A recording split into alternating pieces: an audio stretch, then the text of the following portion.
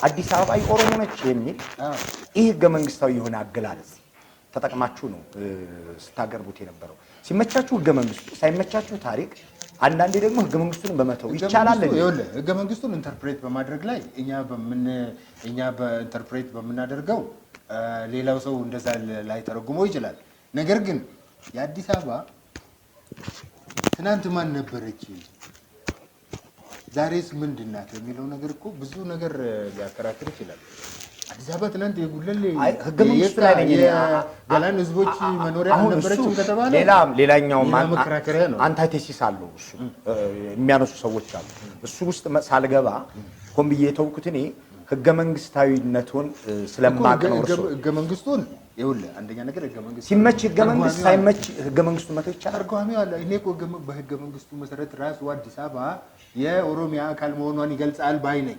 እንዴት ግን ልክ አይደለም። ይተርጉሙልኝ አቶ በቀለ ይተርጉሙልኝ። አሁን ያነበብኩት እዛ መሀል ነው የምትገኝ በኦሮሚያ ክልል መሀል የሚገኝ በመሆኑ እሺ፣ ለምንድን ነው የተለየ ጥቅምስ ሐረር በኦሮሚያ ክልል ውስጥ የሚገኝ ነው። ለምሳሌ አይደለም የሐረርን ተው፣ አይ እንደዚያ ማለት ነው ማለት ነው። አሁን ትርጓሜው ሩቅ አንውሰደው። አሁን እኮ እኔ የምነግርህንም ስማኛ። እሺ፣ አዲስ አበባ እንዴት ነው እዚህ መሀል ላይ መታዝ ቁጭ አለችው? በምን መንገድ ነው? አዲስ አበባ እኮ አሁን በምንለው መንገድ ከሰማይ ላይ መጣ ዱብ ያለች ነገር አይደለችም። ህዝቦች ነበሩ እዚህ የሚኖሩ ሰዎች። ገዢዎች ደግሞ መጥተው ያንን ቦታ ቆረቆሩ። ሲቆረቆሩ የራሳቸውን ሰራዊት ማስፈር ጀመሩ። እየበዙ መሄድ ጀመሩ። እሱ ታሪኩ ነው እኮ አቶ በቀለ፣ እሱ ታሪኩ ነው። አሁን እኔ እኮ አሁናዊም የምንለው በዛ ነው። አሁናዊ ሁኔታን መሰረት አድርጎ የተቋቋመውን ህገ መንግስት ነው የእርሶ ስለሚያከብሩት እና መከበርም አለበት ስለሚሉ ብዬ ነው ያን ያነሳሁት። ያንን ህገ መንግስት እኮ የሚተረጉም አካል እሺ፣ እኔ በገባኝ መጠን ነው፣ አንተም በገባህ መጠን ነው። ወይም በምትከተለው ፖለቲካ ነው፣ እኔም በምከተለው ፖለቲካ ነው። እኔ በሚጠቅመኝ አንተም በምትጠቅመው ነው የምተረጉመው። ሌሎችም እየተረጉሙ ያሉት እንደዛ ነው። ነገር ግን ህገ መንግስቱን የሚተረጉም አካል ደግሞ አለ። ያንን ለዛ እንተው። እኔ አሁን የአዲስ አበባ ነዋሪ ነኝ። እንደ አንድ የአዲስ አበባ ነዋሪ ራሴን በራሴ ማስተዳደር መብት የለኝም? እኔም አዲስ አበባ ነዋሪ ነኝ። ኦፍ ኮርስ እርስዎና እኔ እንደ አንድ የአዲስ አበባ ነዋሪ ራሳችንን በራሳችን የማስተዳደር እኮ ማንም ማስተዳደርልን ወይ እኔ ወይ አንተ ነው የምናስተዳደር። ስለዚህ የአዲስ አበባ ሰው ራሱን በራሱ የማስተዳደር መብት አለው ብሎ ያምናል። አዎ። በኦሮሚያ ውስጥ ያሉ ሰዎችን የፍትሃዊና የፌዴራላዊ የእኩልነትና የራስን በራስ የማስተዳደር ታጋዮች ናችሁ። ራሳችሁ በአብዛኛው እንደዛ ትገልጻላችሁ። የፍትህና የራስን በራስ የማስተዳደር ጥያቄ ነው ብዙ ጊዜ አቶ በቀለም ሲያነሱ የምሰማው። በኦሮሚያ ውስጥ የሚኖሩ ሌሎች ብሔሮች ራሳቸውን በራሳቸው እንዲያስተዳድሩ ውክልና እንዲኖራቸው ቅድም ከሉተር ሀሳቦች ተነስተን እንደምናወራው ለሌሎች በሌሎች ጫማ ውስጥ ቆሞ ስለ ማውራት ስለነሱ መብት ስለመከራከር እንደ ኦሮሚያ ውስጥ እንዳሉ ሌሎች ብሔሮች መብቱ ተከብሮለት የሚኖራል እንደዚህ ሀገር ውስጥ የትኛው ኦሮሚያ ውስጥ የሚኖር ሌላ ብሔር ነው በጨፌ ውስጥ ሪፕሬዘንቴሽን ያለው? አልተወዳደርማ። በአዳማ ከ70% በላይ፣ በቢሾፍቱ ከ60% በላይ፣ ጅማ 48,000 የሚጠጋ ይሄ የምትለው ትክክል አይደለም። የ97 ሴንሰስ ይዤ አሳይ። ይሄ የቅንጅትን ሴንሰስ አይተህ ከሆነ ሊሆን ይችላል። ነገር ግን አይሆንም። እሺ፣ አብላጫ ቁጥር እንዳለው ይታወቃል። ሌላ ቋንቋ የሚናገር አሁን እኔ አማራ አላልኩም፣ ኦሮሞ አላልኩም፣ ትግሬ አላልኩም። ከኦሮምኛ ተናጋሪዎች ውጪ አብላጫው ማህበረሰብ ውክልና አለው ወይ? አንድ ነገር ልንገርህ፣ የከተማዎች አወቃቀር ከመጀመሪያው ጀምሮ እንደዛ ነበር። ወደ አረብ ሀገሮች ብንሄድ ዱባይ ውስጥ ወይንም እንበል ዩናይትድ እንዳናረቀው አቶ በቀለ አይደለም ምሳሌ ነው። ዩናይትድ አረብ ኤሚሬት ውስጥ ህዝቡ ስንት ነው? ከሌላ ጋር የመጣው 11 ለ1 ሚሊዮን 11 ለ1 ሚሊዮን የመጣው 11 ሚሊዮን ነው። ግን 1 ሚሊዮን እነዛ 11 ሚሊዮኖች ግን የዩናይትድ አረብ ኤሚሬት ዜግነት ያላቸው አይደል? አገሩ የማን ነው? አገሩማ የዩናይትድ አረብ ኤሚሬት ነው። አገሩ የማን ነው? የነዛ የ1 ሚሊዮኖቹ ነው። የ1 ሚሊዮኖቹ የ1 ሚሊዮኖቹ በቃ ይሄ ነው። አሁን ከተማ ውስጥ መከራከሪያ ነው ያመጡት።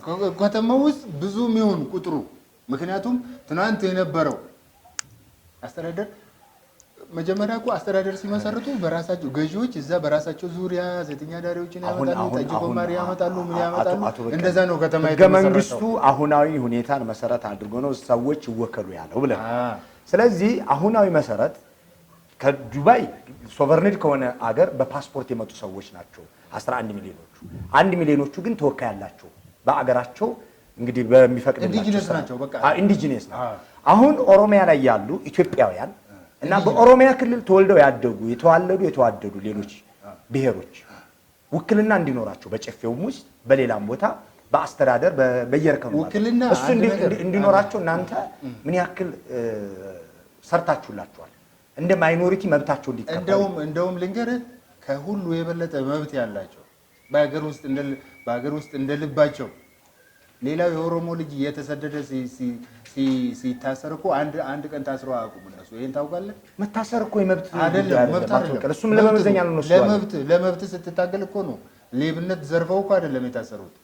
ዘርፈው የታሰሩ ሌቦችን እና ቀማኞችን አሁን የኔ ጥያቄ ለመብታቸው የሚታገሉ ህዝቦች ሲታሰሩ እንዴት ነው የታሰሩትና ያልታሰሩትን መለየት ሳይሆን የኔ ጥያቄ መወከልን ነው ያነሳው። መወከል አይደለማ። እኔ እኮ ከሁሉ የበለጠ ፕሪቪሌጅ የነበራቸው እንደውም ኦሮሚያ ውስጥ ያሉ የሌሎች ብሔር አባላት ናቸው እኮ ነው የምልህ። አንደኛ ነገር ስደት ስርዓት ውስጥ ሌሎቹ ሀብት ማፍራት ሳይችሉ ሲቀሩ ኦሮሞዎች እንደ ልባቸው ሆቴል ከፍተው ሱቅ ከፍተው ምን ብለው መኖር ሳይችሉ ሲቀሩ እነሱ እንደ ልባቸው ሲነግዱ የኖሩ እኮ ናቸው። ይሄ እኮ የታወቀ ነገር ነው። ፍትሃዊ በሆነ መልኩ ከነገዱ ነውር የለውም። አዎ ወንጀል ከሰሩ መጠየቅ አለባቸው። አይደለም የኔ ጥያቄ አይደለማ። ስርዓቱ ለነሱ ፌቨር ያደረገ ነው። እስካሁን ያለው ስርዓት ራሱ ለምን ሄደን አንመለከትም? አዳማ ያለው ወይንም ሌሎች ጋር ያለው ለምን አንመለከትም? በኢኮኖሚው ውስጥ የሉበትም። ምክንያቱም እኔ ያነሳ ያለው አቶ በቀለ ያም ቢሆን ፍትሃዊ ካልሆነ ኢፍትሃዊ ከሆነ መታገል አለባችሁ። አሁን የሚሉት ፕሪቪሌጁም ኢፍትሃዊ ከሆነ ኢፍትሃዊ ነው። የኔ ጥያቄ ይሄንን ለሌሎች ጉዳዮች የምታነሱትን የኢፍትሃዊነት ጥያቄ ሌሎች ብሔሮች በኦሮሚያ ክልል ውስጥ ያሉ ብሔሮች በጨፌም ከዛም በታች ባሉ ምክር ቤቶች ውስጥ ውክልና እንዲኖራቸው በቋንቋቸው እንዲገለገሉ ወዘተ ምን ያክል ትተባበሯቸዋላችሁ? ተባበር አይደለም መብቱ ነው። ትታገሉላችኋላችሁ? መብቱ ነው። ማንም ለማንም ሊታገል አይችልም። መብቱ ህገ መንግስቱ ቁጭ ያደረገለታል። አንድ ነገር ብቻ ነው የሚያስፈልገው ምንድነው? የክልሉን ቋንቋ ማወቅ ብቻ ነው እኮ። ቋንቋውን ሳያውቅ ቋንቋውን ሳይችል ሳያውቅ ሪፕሬዘንቴሽን ሊኖረው ይችላል? አይችልም። ኦሮሚያ በጣም ጥሩ ኬሚሲ ኦሮሚያ አለ አማራ ክልል ውስጥ እሱ ራሱን የቻለ ዞን ነው። ዞኑ ቋንቋውን የአማርኛን ቋንቋ ቻል አልተባለም በአማራ ክልል ምክር ቤት ውስጥ ለመወከል አይደለም። እሱ እኮ ራሱን የቻለ አስተዳደር ነው እኮ። ግን አማርኛን ቻል አልተባለም። አዳማን ኦሮሞ ልዩ ዞን አማራ ውስጥ ያለውን እና አዳማን አንድ ልታደርግ የአብላጫ ቁጥር ጉዳይ ከሆነ አቶ በቀለ ሌሎች ብሔሮች ከኦሮምኛ ቋንቋ ተናጋሪ ካነሰ ያኛው መወከል አለበት ማለት አይደለም። አንደኛ ህገ መንግስቱም ቁጭ ያደረገው ነገር አለ። የክልሉን ቋንቋ እንደውም እኮ ብዙ እንነጋገር ከተባለ መነጋገር አያስፈልግም እንጂ ዛሬ በአብዛኛው ቦታ ኦፒዲዮ ውስጥ ያሉት እነማን ናቸው? ኦፒዲዮ ውስጥ አዳማ ውስጥ ያለው ኦፒዲዮ ማን ነው ለመሆኑ? እሺ እንገሩኛ። እዛ ቋንቋውን የተማረ አማራ ነው እንዳለ ያለው የሌላ ብሔር ነው። ራሳቸውን ኦሮሞንን ብለው ነው ኦፒዲዮስ ሊገባ የሚችለው። አሁን ይሄ እርሶ ልክ ተወክለዋል። በቃ እዛ የክልሉን ቋንቋ ቻለ አማራ ላይ ማን ነው ኦሮሞ ላይሆን ይችላል። የክልሉን ቋንቋ የኦሮሞ ዲሞክራሲያዊ ፓርቲ የሚባልን ኦዴፓን የኦሮሞ ዲሞክራሲያዊ ፓርቲ የሚባልን ወክሎ ነው ሊገባ የሚችለው። ይሄ ሰውዬ እነዚህኞቹን ሰዎች እንዴት ሊወክል ይችላል? አቶ በቀለ ይሄ እኮ ራሱን የቻለ የፖለቲካ ድርጅት ነው። ኦዴፓ የዘር ፓርቲ አይደለም፣ የኦሮሞዎች ነው። የኦሮሞ ይሁን እንጂ እንትኑን ህገ መንግስቱን አንብበሃል? ደንቡ ምን እንደሚል